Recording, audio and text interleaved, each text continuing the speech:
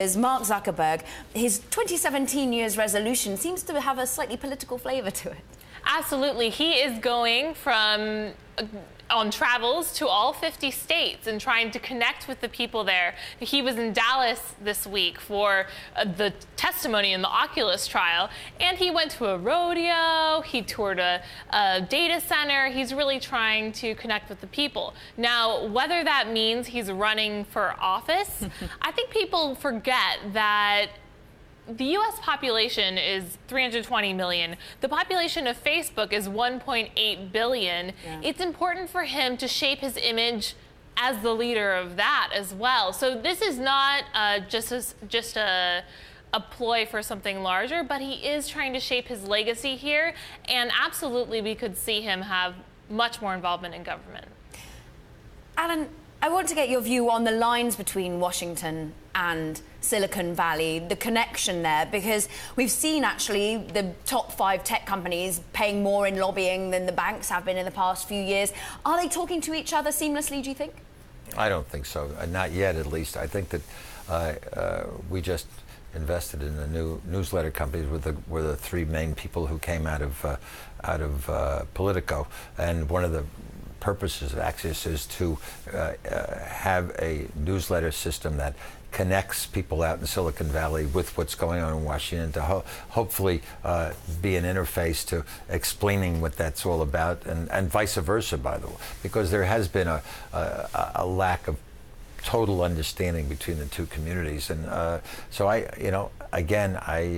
don't know what the president has in mind. I know that there's certainly a lot of very talented people out in Silicon Valley who are politically motivated at this moment in time because of frustration over what the outcome was of the election. So it would not at all surprise me. And by the way, there are people also in New York and the rest of the country who are also forming entities and forming conversations to what should be done during the next 180 days and what should be done during the next 4 years. I mean, we saw pictures just now of one politically motivated man who was actually on Trump's side, which was Peter Thiel. Sarah, there's talk potentially, we heard there from Politico, that maybe he would be running for governor of California. But is he building bridges between the two sides, Silicon Valley and Washington, do you think? I've heard other things too. There was a report the other day that he might be ambassador to Germany. Swiftly denied. Yes, exactly. So I think that Thiel, he told the New York Times that he doesn't want a position in the Trump administration, but I don't think I think that we've seen over the last year that he does really care about the shape that policies take and would like to get more involved. And so I think that would be a really interesting outcome, especially considering his comments recently that he would be cool with California secession. And always a perhaps slightly offside take. That right, Thiel, contrarian contrarian as always. Great way of putting it.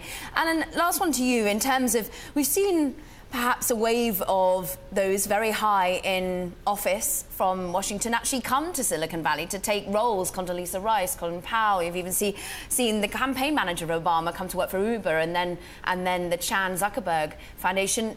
Any chance Obama could be coming this way? Is that an obvious track, do you think? I think I'll take him at face value. Everything, all the pronouncements he's made the last week and last month is he is going to become, he is not going to sit in the sidelines from a political standpoint. He's going to comment on what's happening and be, you might say, a shadow cabinet of one at least to what happens, and not just stand by and observe. I think he's very definitely, and I don't know this personal knowledge, but everything I read is he is not going to be passive like some other presidents have been, just taking that as a position.